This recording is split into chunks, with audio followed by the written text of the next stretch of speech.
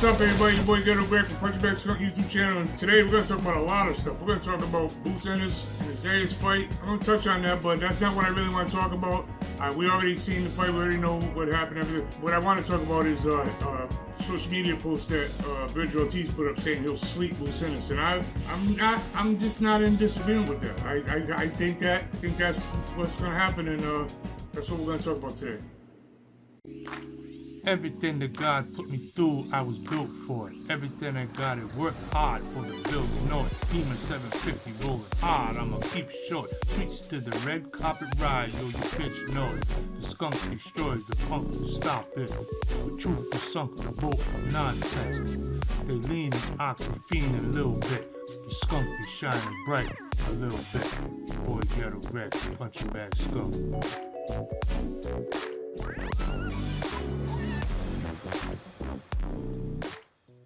Boots Ennis looked good last night. I mean, he's my kind of fighter. Like, you know what I mean? He's not he's old school, throwback. That's why I like these guys like Boots Ennis and Terrence Crawford. These guys, Vergil Ortiz, these guys are my guys. These are the guys that fight like old school.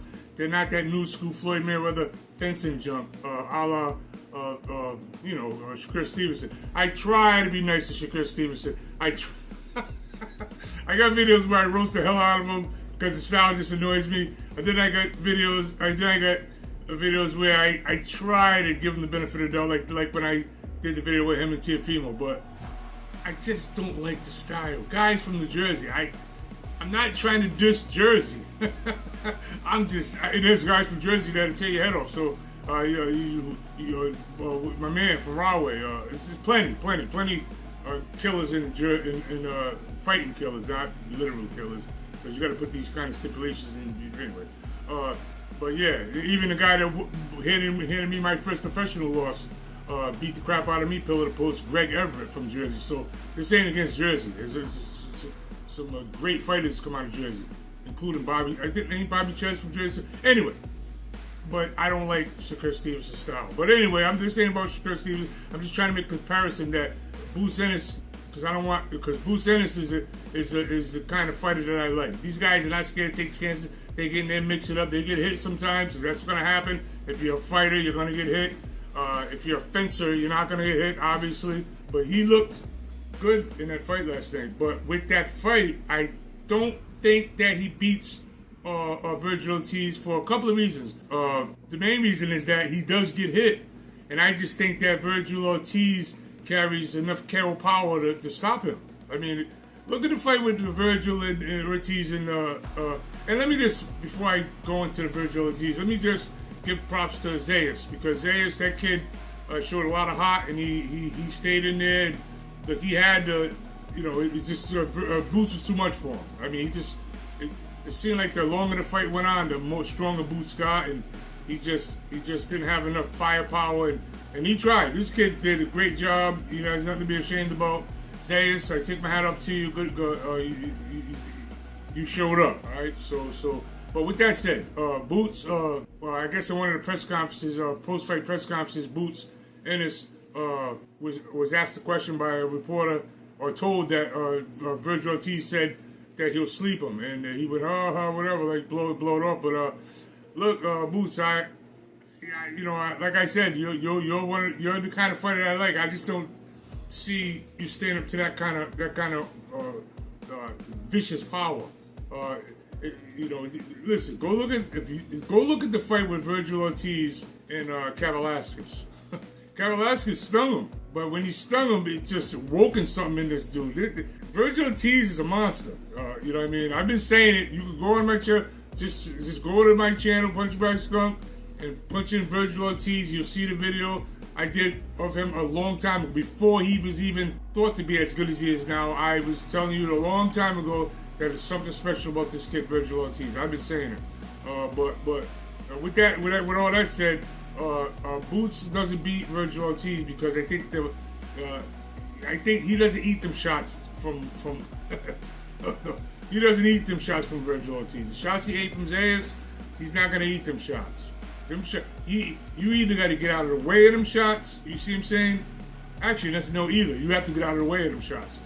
You don't eat them shots, right? Only one that eats shots like that is the late, great, marvelous Marvin Hagler, who ate the shots of John Mugabe, ate the shots of Tony Simpson, ate the shots of, this guy, you couldn't hurt him. Just granite, like beyond granite chin.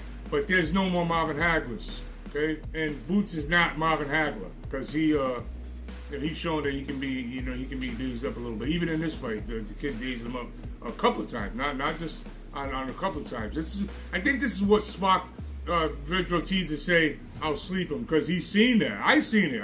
Pro fighters can see that, like, you know what I mean? And I looked at, whoa, every time, whoa. Sometimes a real fighter, a professional fighter, can spot something in a fight that casual boxing fans just can't see.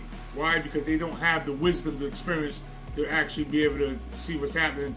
Really, you got guys that have never been in the ring and literally diagnosing fights technically. Like you see these videos where, and then he slips to the left and he corner this and I hear this. I said, just shut the hell up. You don't even know what you're talking about. You've never been in the ring. You don't.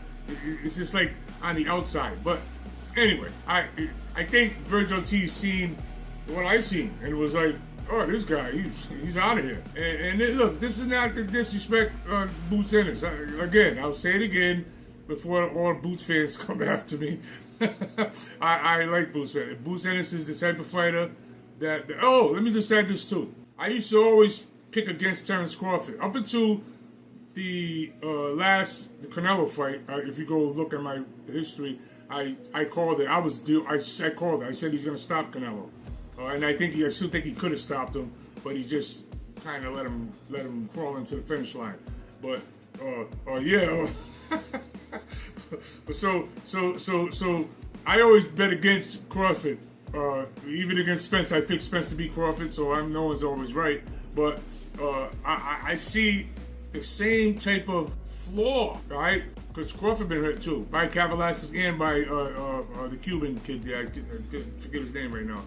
But these guys are warriors. They're old school throwbacks. So they're not afraid to get in there and mix it up. Thing is, some guys you have to avoid. You can't bang with them. You know what I mean? You just gotta outbox them, right? And I think that these guys got dog in them. Guys like Terrence Crawford and guys like Boots Ennis, these guys got dog in them. So they don't have that Shakur Stevenson in their spirit. They don't have that fencing junk in them. So you hit me, I'm gonna take your head off, right? But that can be detrimental to in some cases. Like some cases that's not smart. For instance, I remember I went up to the Petronellis to spar with this guy, Drake Dodson. People that know Drake Dodson know. He took James Toney to the limit. Some even say he beat James Toney. Go look at the fight. Drake Dodson against James Toney. Now, when I was a young pro, he was around here in Brockton. I'm in Providence, only 40, 50 minutes away. So he's been in the same kind of circle forever. I remember when I was a young pro, he'd show up to the fights and say, oh, I'll beat you. And we had some back and forth and stuff. So years later, around 95, I was fighting Brian Barboza, training for Brian Barboza for the New England super middleweight title. And I went up there to spar with Drake Dodson. So we actually had the fight that we were supposed to have years ago. We went toe to toe. And I think I've never been hurt that much ever in my life. I mean, some guys you just don't bang with. It's just that simple, right? It's just that simple. You just don't bang with these guys. And I went right at him, and we banged totally. I mean, I held my own after, but boom, bang, and after the spar, it was a sparring session. After the sparring session, I couldn't even remember how to tie my shoestrings. And I'm telling you, I couldn't figure out how to tie my shoestring. He put me in the daze for 2 days. For freaking Drake Dodson. So my point is, I'm trying to make a point, because I went back to spar with him the following week, and I just boxed him, and it was easy. Like, no, he kept saying, hey, stop running. Yo, sit still, and all that junk. But I pop, boom, bam, bam, boom, box him. No problem at all, right? Sometimes you have to do that with these fighters. A guy like Vergil Ortiz, you have to do that with him. You can't sit there and go tit for tat with him. Kavaliauskas tried it. You see how he ended up. And it's like 20 plus fighters tried. You know what I mean? He's one of my favorite fighters. You know that. Tank Davis and Vergil Ortiz, my two favorite fighters. I probably put Vergil first now because Tank just been inactive and I don't know what's going on with Tank. But these are the type of fighters that I like. I don't think that Boots stands up to that power. You go back. This is why I think when people say Floyd Mayweather would beat Sugar Ray Leonard, it just annoys me. Fences don't beat fighters. Okay, point blank. They don't beat Floyd. Floyd Mayweather's a fencer. When I say fence, these guys want that's fencer. There's a lot of Chris Stevens is fencer. They're fencers, right? They don't beat fighters because the fighters got dog. That's why I say Sugar Ray Leonard was a dog, right? Say whatever you want about Sugar Ray Leonard, but he was a certified dog. Anyone that goes 15 rounds with Roberto Duran is a certified. The prime Roberto Duran is a certified dog, toe to toe. Go look at the Montreal fight, toe to toe, the whole fight. That's a dog, right? So Floyd Mayweather, the closest he got to a dog is Oscar and what's his name, the kid from Maidana. That stained his face a dog. So and look how he didn't look good in none of them fights. So anyway, to tie this all together with the Boots Ennis Vergil Ortiz, I think there's too much dog in Vergil Ortiz for Boots Ennis. He'll get in this, he'll be drawn into a dog fight, and in that dog fight, he's not gonna survive that dog fight. All right, he got drawn in a dog fight with Zayas, and he almost didn't survive that. Okay, he gets in that same dog fight with Vergil Ortiz, and it's done. Trust me. So if I was Boots Ennis' management, okay, because the undefeated kid, we all know these days boxing sucks because the bubble is where the money's at. So if the incentive is to save the bubble, which I don't agree with, but that's just the world we live in. If I was his handlers, I'd steer away from Vergil Ortiz and I'd go for the big tall string being there, Fundora, whatever his name is, and just knock him out. I'm not impressed with Fundora at all. Not even a little bit. Like I go to my other videos. I already beat the hell out of him too. All right. I just something about him. He just looks goofy. I'm sorry. I can't get on board with him. All right. So Boots knocks him out. All right. So when you talk about clean up 54, you can clean up 54, but you're gonna have to leave one of them belts on the table, and that's the one that Vergil Ortiz. Does he still have the belt, or did they strip him? I'm not sure.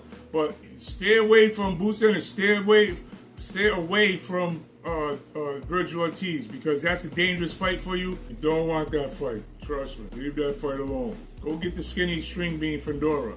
Knock him out, because people seem to like that kid, but I'm not impressed, not even a little bit. These days anyone can be a champion, and you can manufacture junk. So I'm not impressed. Boots will stop him easy. No, maybe not easy, because he's got to climb the tree. So it's going to take him time to climb the tree. Once he climbs the tree, just chop his head off. But yeah, he beats him easy. Hey, go fight Fundora. Leave Vergil Ortiz alone. If you fight Vergil Ortiz, you will have your first loss. That's it. That's all I got to say, guys. Peace out.